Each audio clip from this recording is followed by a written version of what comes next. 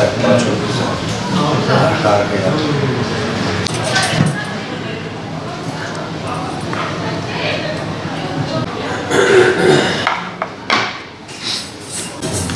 Şeyden, insiz de olabilir diyorlar yani.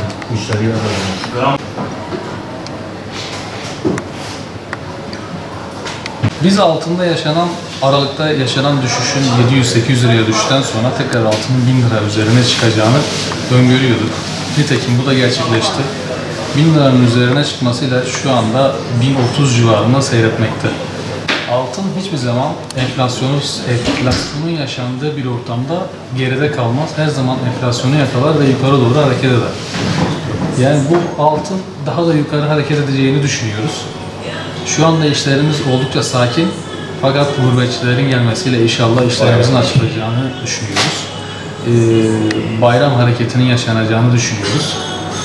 Şimdi düğün için hazırlık yapan çiftler eskiye nazaran daha az altın almakta. Set yerine zincir ve kolye ucu istemekte. 5 çift bilezik alacağına 2 çift bilezikle düğünü yapmakta. Çünkü ülkemizde de yaşanan ciddi bir enflasyon durumu var. Nasıl dünyada yaşanıyorsa ülkemizde de ciddi derecede yaşıyoruz bunu. Yani insan düğün yaptığında önceden 100 bin liraya, 150 bin liraya düğünü çıkartırken şu anda 500-600 bin liraya çıkartamıyor. Yani bizim öngördüğümüz süreç dediğim gibi dünyadaki enflasyonist ortamda altın hiçbir zaman geride kalmaz. Her zaman enflasyonu yakalar. Altından bir atak bekliyoruz.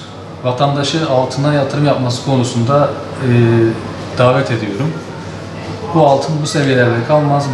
1100-1200'lerin üzerine mutlaka çıkacaktır.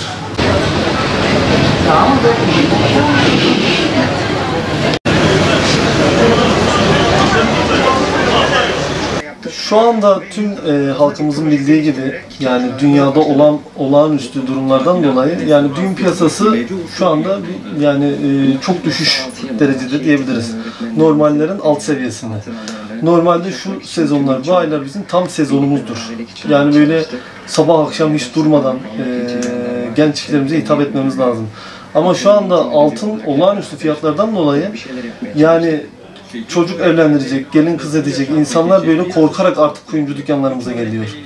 Eskiden ne yapardık? Mesela bileziğinden tut, en ağır setinden tut, 2-3 adet alyansından tut, hepsinden birer takım girerdik. Ama şu anda geliyor sırf ayıp olmasın diye kız evine karşı bir alyans, bir küpe, bir yüzükle adam işi bitirmek zorunda kalıyor.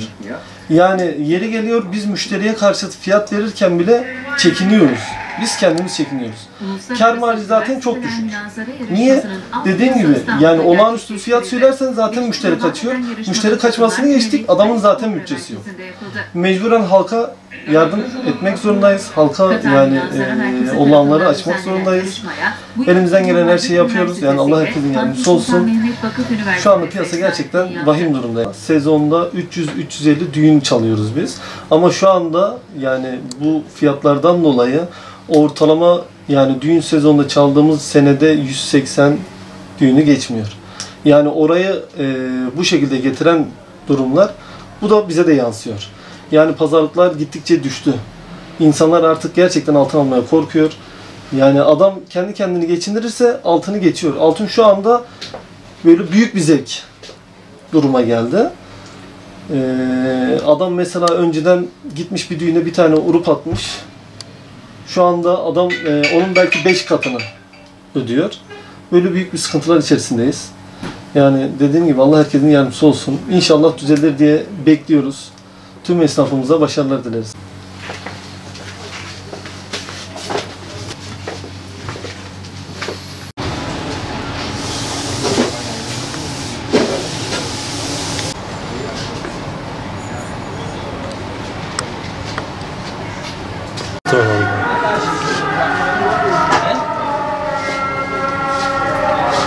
Maalesef son bir aydır işlerimiz kırık. Altın fiyatlarının istikrarsız oluşu. Onun dışında Ukrayna-Rusya savaşının altın üzerindeki etkisi, aşırı iniş çıkışlar müşteriyi tedirgin ediyor. Zaten vatandaşta alım gücü düşük. Alım gücü de düşük olduğu için bu da bizim işlerimize yansıyor. Altın zaruri bir ihtiyaç olmadığı için özel işte ya da düğünlerde kullanılan bir takı olduğu için insanların çok tercih ettiği bir şey değil. Bir de yatırım için altın tercih edilen bir üründür.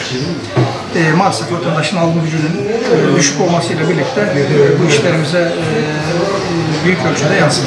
Henüz düğün sezonuna girmiş bulunmuyoruz biz, yani belki sezon olarak açılmıştır ama Kuyumcular'da bu işin etkisi hala görülmedi. Yani öyle bir işlerimize yansıması yoktur. Umarım 7. aydan sonra bekliyoruz. Gurbetçilere düğün sezonuna hasatlar kaldırıldı.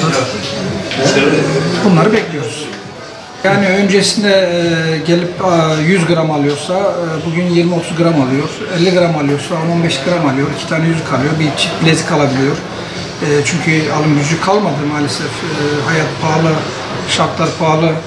İnsanlar mecburen kısıyor.